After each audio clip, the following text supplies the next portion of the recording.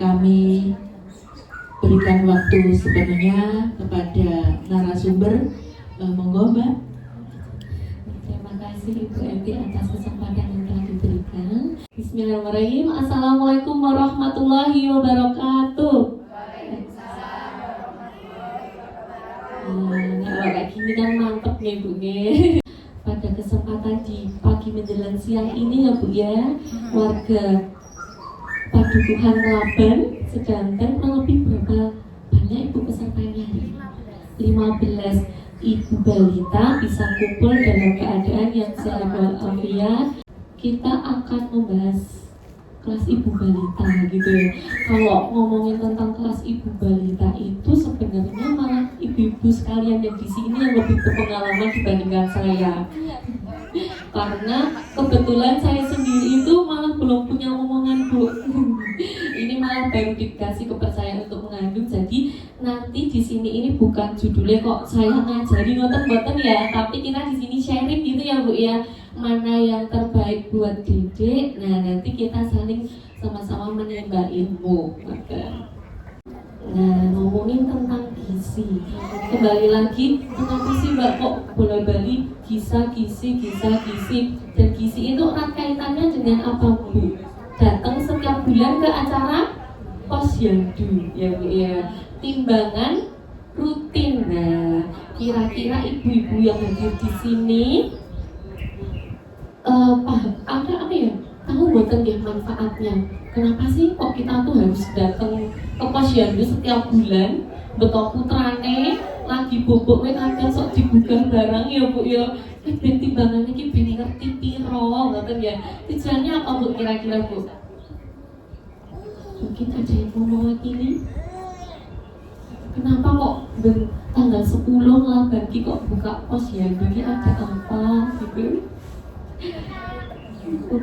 Iya betul banget, agar memantau biar tahu berat badannya adik itu naiknya sesuai dengan usianya atau enggak. Kemudian manfaat lagi dari datang ke posyandu apa Bu? Dapat PMT Mbak. Oh iya, PMT-nya itu juga mantap-mantap dari Laban sudah kadernya ada yang ikut PMBA ya kemarin ya. Ada yang ikut, nah ada yang ikut berarti wes kader ada yang belajar PMBA itu berarti PMT-nya wes jelas. Kemudian yang berikutnya yang kita berikan bulan Februari dan bulan Agustus rutin vitamin biasanya warnanya biru karo abang, vitamin A. Nah itu salah satu benefit datang ke posyandu. Selain itu juga ternyata posyandu ini tuh datanya terhubung dengan bukan dulu yang hebat-hebat di sini loh. Betino tak WA nih benulan. Bu laporan posyandu ini sampun tereng. Lalu bukan tereng guyu. Nah itu ternyata ada tujuannya Bu Ibu. Hasil dari penimbangan dedek-dedek di sini, berat badannya kita tampung, panjang badannya kita tampung, tinggi badannya kita tampung, kita input di aplikasi yang namanya Gizi. Di situ nanti ketahuan dedek ya, loh, kok semakin kesini setiap bulan semakin turun. Nah nanti dari petugas gizi kita panggil balitanya itu. Tapi kok ya langsung dipanggil langsung diseneni iki ya ora ya Bu ya. Jangan takut besok kalau dapat undangan dari puskesmas. Tujuannya yang pertama adalah validasi data. Bener atau berat badannya dedek ki semene, tinggi badannya dedek ki semene kayak gitu ya Bu ya. Kemudian yang kedua nanti apabila terdeteksi dini, oh iya ternyata benar dedek itu berat badannya kayak gini, kita cari solusi bersama. Jadi ampun takut ya Bu ya. Di sini ada yang di luar dari Jawa, bukan ya? Bisa bahasa Jawa semua ya? Bisa. Dari tadi ngomongnya pakai bahasa Jawa campuran, nggak apa-apa ya Bu ya. Nah ngomongin masalah gizi pada balita itu erat kaitannya dengan posyandu tadi.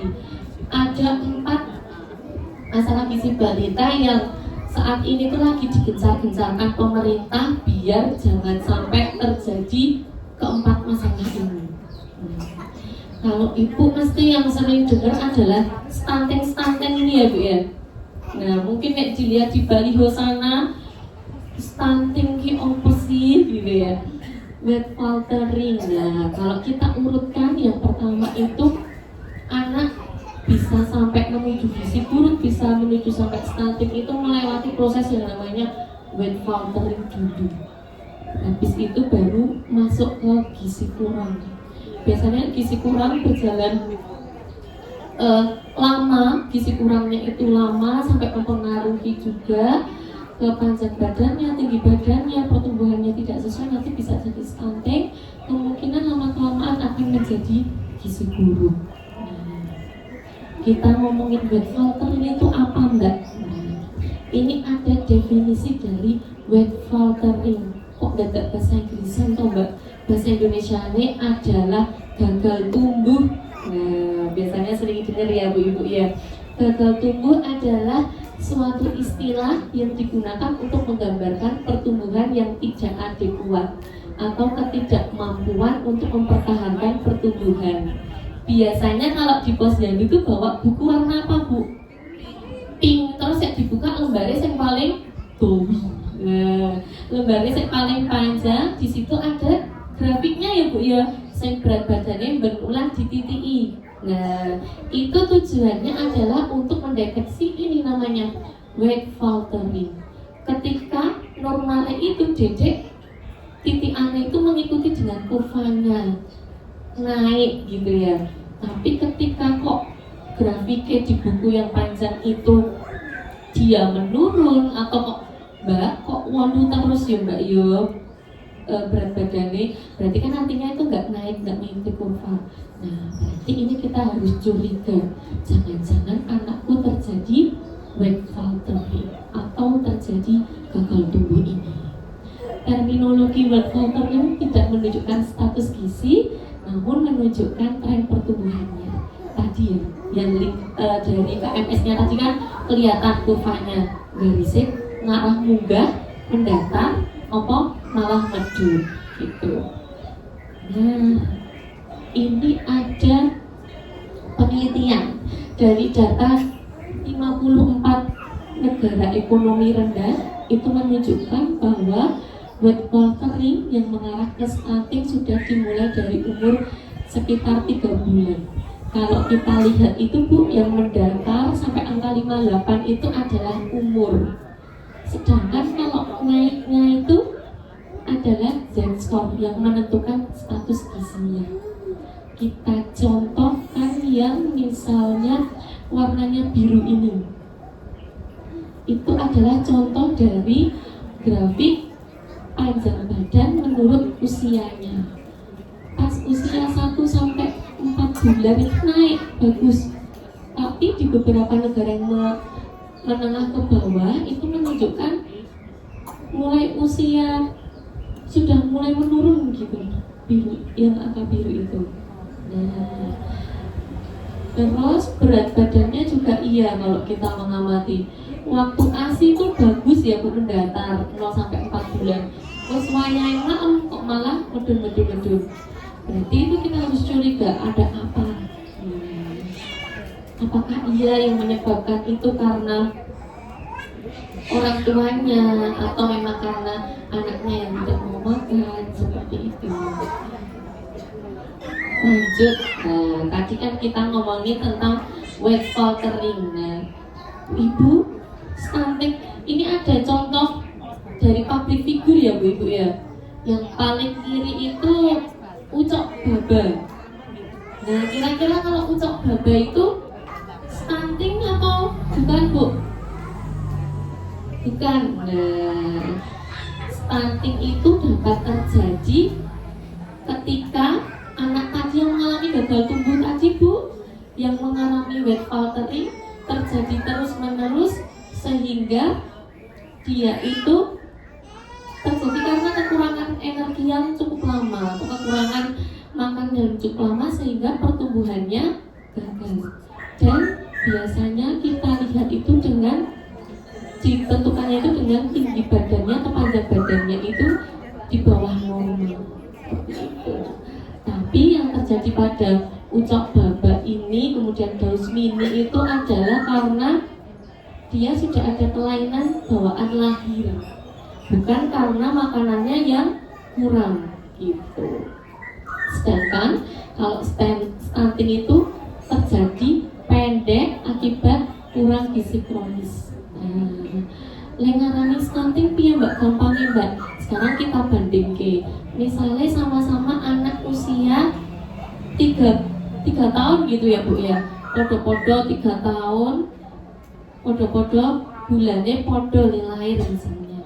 Yang satu kok wes tinggi, yang satu kok mek sekupinge. Nah, padahal sepantaran. Nah, itu kita harus curiga.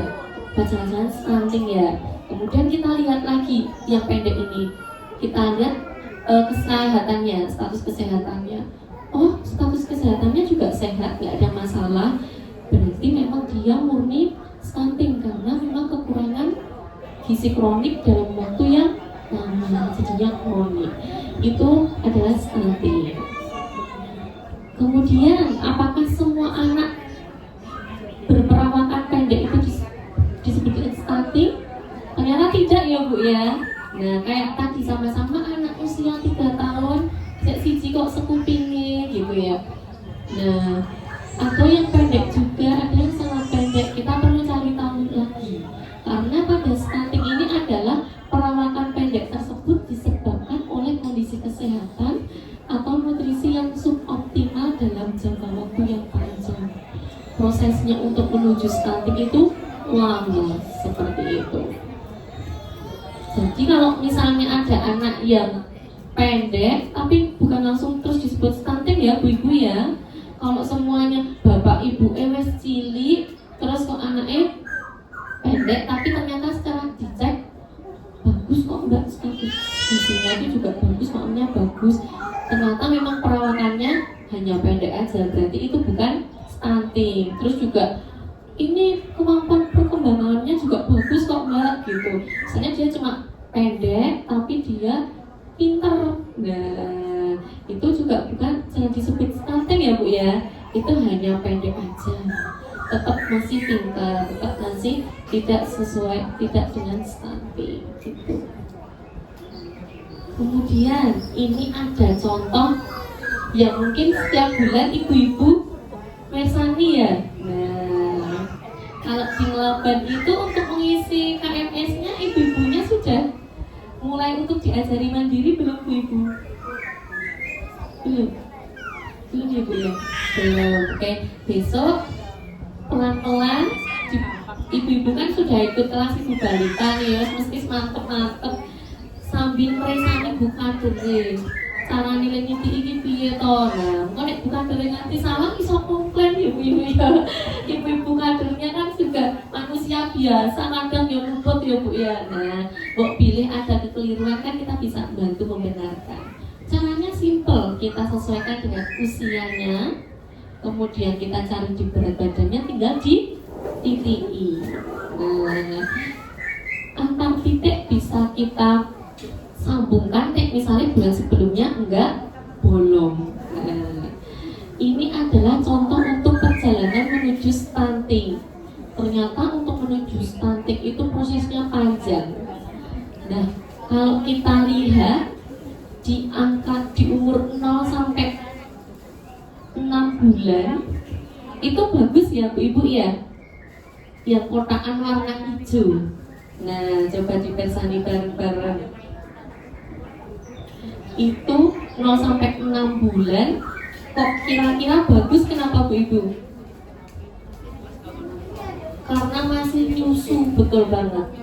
Karena cuma diberikan ASI aja. Berarti ASINya cukup dan sesuai untuk pertumbuhan dedeknya.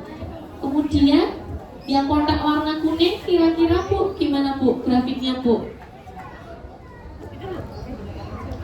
Halo Bu Ibu. Grafik yang warna kuning, kurvanya kalau kita lihat naik, turun atau datar? Datar ya Bu Ibu ya. Ada malah menjauhi garis kurva di atasnya. Nah, warnanya nggak kelihatan, cek tulisannya tengah Bu Ibu. Nah, yang kotak tengah itu. Nah, yang tengah itu dimulai dari usia 6 bulan ternyata sampai usia 15 bulanan kok malah menjauhi grafik di atasnya. Padahal mulai MPASI tadi usia berapa Bu? 6 bulan. Berarti wong tadi ASI tok berat badannya bagus ya. Kok mulai ditambahi maem kok malah grafiknya jadi blosot, jadi mendatar. Berarti yang keliru apanya Bu? Makannya ya berarti yang perlu kita lihat lagi, yang perlu kita telusuri lagi makannya. Kira-kira memberikan asinya sama seperti biasanya ya Bu Ibu ya. Di orang langsung dilonglongi kan dibuatan ya. Apa namanya kandungannya terus berkurang banyak kan juga enggak. Nah ternyata mulai terjadi permasalahan di growth pattern ini dimulai ketika anak mulai makan seperti itu, kebanyakan yang terjadi. Kemudian apalagi kalau kita lihat yang warnanya merah itu wes nyebrang garis merah terus menurun. Nah itu wes terjadi underweight dan mungkin terjadi stunting kalau kita lihat dari panjang badannya. Kemudian kalau kita lihat dari AKS 2023 ke kasus stunting pada tahun 2023 itu telah terjadi pola pemberian makan anak yang keliru, masih mendominasi. Nah tadi kelihatan ya, misalnya nanti kalau sampai rumah buku KIA-nya dibuka ya ibu ya, dicek pas usia 6 bulan rampung ASI itu terjadi mendatar, naik atau menurun. Mendatar atau menurun berarti berarti pola pemberian makan anakku masih keliru, dan kadang itu ibu-ibu itu tidak menyadari seperti itu kalau ternyata pola makannya itu yang diberikan kurang tepat. Feeding rules yang keliru, biasanya yang keliru itu seperti apa? Contohnya frekuensi dan konsumsi cemilan dan selingan yang melebihi makan utama. Nah, anaknya kerap dikai cemilan. Tadinya makame kira gelem ya Mbak, sedina iki makame mek pisan. Tapi nek wis kon nyemil Mbak, dokoh gitu ya. Biasanya ibu-ibu yang datang ke gizi itu kayak gitu permasalahannya. Makame iki akeh Mbak. Makame nopo Bu? Cemilan ke lho Mbak, segala macam cemilan di maem iso. Wae maem sekolah kurang Bu. Lah kuwi PR ora gelem. Nah, kemudian masalah yang lain adalah minuman manis. Ternyata minuman manis itu menyebabkan pola makannya menjadi salah. Kenapa Mbak? Nanti kita cari tahu.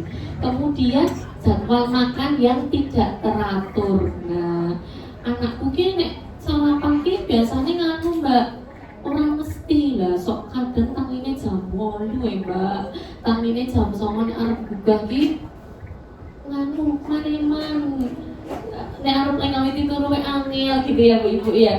Terus biasanya jam 9 kan, nah jam 6 ki wis turu wayahe maem je malah turu. Nah, itu yang menyebabkan pola makannya jadi tidak teratur karena jadwal maemnya tadi menyesuaikan bucai biasanya. Nah, ini secara umum merupakan penyebab utama yang terjadi menyebabkan picky eater. Nah, ibu-ibu zaman now mesti wis sinau di Instagram ini. Picky eater, small eater. Nah, picky eater itu apa toh? Pilih-pilih makanan Bu. Nah, ada yang wis bisa pinter ngomong kayak Bunda, aku maunya telurnya yang bentuk segitiga, habis itu sausnya 2 tetes. Ada yang kayak gitu. Karena memang udah terdidik dari awal menjadi pilih-pilih makanan ya Bu Ibu ya. Nah itu sebenarnya bisa kita latih, bisa kita hindari. Kemudian small eater itu tadi yang contohnya dikit-dikit ngemil tadi. Nah itu yang jadinya wayang gede malah nggak maunya small eater. Pada sebagian kasus ini adanya pengasuh selain orang tua, misalnya dititipin nenek, kerabat, atau asisten rumah tangga atau daycare yang memiliki peran terhadap terjadinya feeding rules yang tidak tepat pada anak. Jadi, misalnya setelah ketemu saya ini nanti dibetulkan kok dilalui meneh, saya salah ampun Kula ya Bu ya. Karena kula sing mboten ngedep DDE 24 jam. Yang ngerti gimana dedeknya 24 jam kan pengasuhnya atau ibunya. Nah, ada kasus itu pernah anak berat badan kurang tuh datang ke puskesmas. Pas tak tanyain, dedek kebiasaan makannya gimana ya Bu ya? Nggak tahu ya Mbak, sama pengasuhnya gitu. Minum teh enggak Bu dedeknya Bu? Lah nggak tahu ya Mbak. Kalau sama saya tuh ya Mbak, sarapan gue kayak tak kurang gendong, kurang tak sepiro orang nanti wes tak tinggal nyambut gawe gitu. Itu adalah lebih bisa dilihat lagi ketika ibunya evaluasi ya dengan pengasuhnya ya. Jadi sebenarnya adik dititipkan ke pengasuh itu boleh, tapi tetap kita review. Bu, tadi dedek makan apa ya gitu. Atau lebih bagus lagi disangoni bekel ya Bu Ibu ya. Jadi kita tahu apa yang masuk dalam mulut dedek itu apa gitu. Nah, kita mulai sekarang bisa memperbaiki sekresi ghrelin dengan memperbaiki pola makan, fat feeding dulu. Nah, kan tadi kan banyak masalah yang terjadi, kok nggak mau makan itu kenapa gitu. Nah, kita mengawalinya itu dari simple dulu, namanya sekresi ghrelin. Apa sih Mbak sekresi ghrelin? Sekresi ghrelin itu adalah hormon ghrelin atau hunger hormon. Bahasa Indonesianya adalah hormon lapar. Nah, hormon utama ini yang menciptakan rasa lapar dan nafsu makan pada manusia. Yang menentukan kita wae krucuk-krucuk, biasanya krucuk-krucuk pagi sarapan, terus nanti jam 9-an, jam yang wening iki krucuk-krucuk lagi, ya. Terus nanti biasanya jam 12 lapar lagi. Nah, itu yang menghendaki kita lapar, menghadapi rasa ingin makan kita itu oleh dipengaruhi hormon ghrelin ini. Ini diproduksi dengan ritme yang mengikuti jadwal yang teratur. Nah, ini tadi biasanya sarapan jam itu, nek jam itu durung sarapan kita rasanya ya Allah, rasanya lemes kan ya Allah gitu. Nanti teratur, keluarnya akan sama di jam tersebut. Kemudian sekresi ini akan meningkat saat perut kosong dan menjelang waktu makan. Nah, tadi nek wayah perutnya kosong, wayah kita dapat asupan akan lapar lagi. Nah, hormon ini dipengaruhi oleh pembelajaran atau kebiasaan pola makan, stres dan mood. Kadang-kadang tidak banyak terjadi di luaran sana. Mbak aku lagi stres, tapi kok bawaannya jadi lapar terus ya. Nah, ternyata yang mempengaruhi si ini hormon ghrelin ini.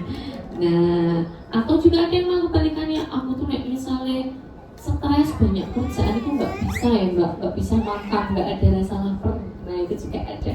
Jadi memang hormon ini dipengaruhi oleh stres, mood juga. Mungkin lihat makanan ini jadi tergugah selera makannya, ini juga bisa terjadi.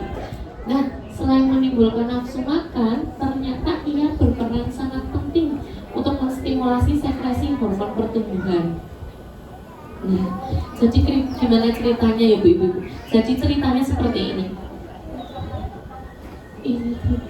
Nah, ceritanya itu ketika hormon ini keluar, rasa lapar ini keluar, dia akan